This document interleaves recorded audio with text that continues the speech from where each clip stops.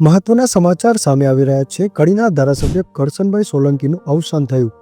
રાજ્યના મુખ્યમંત્રી ભૂપેન્દ્રભાઈ પટેલ શ્રદ્ધાંજલિ પાઠવવા કડી મુકામે પહોંચ્યા. ભૂપેન્દ્રભાઈ પટેલે કડીના ધારાસભ્ય કરશનભાઈ સોલંકીને શ્રદ્ધાંજલિ પાઠવી. રાજ્યના અનેક ધારાસભ્યો સહિત અધિકારીઓ શ્રદ્ધાંજલિ પાઠવવા માટે પહોંચ્યા. કેન્સરની બીમારી સામે લડતા હતા કરશનભાઈ સોલંકી.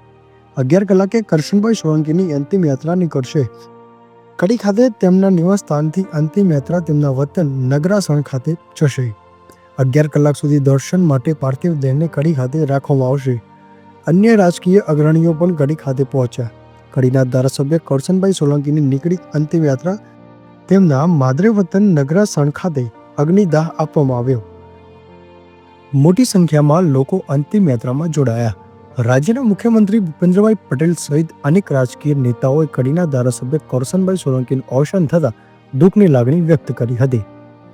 મહત્વના સમાચાર સામે આવી રહ્યા છે. ધારાસભ્ય કરશનભાઈ સોલંકીનું અવસાન થયું હોવાની સમગ્ર માહિતી મળી રહી છે.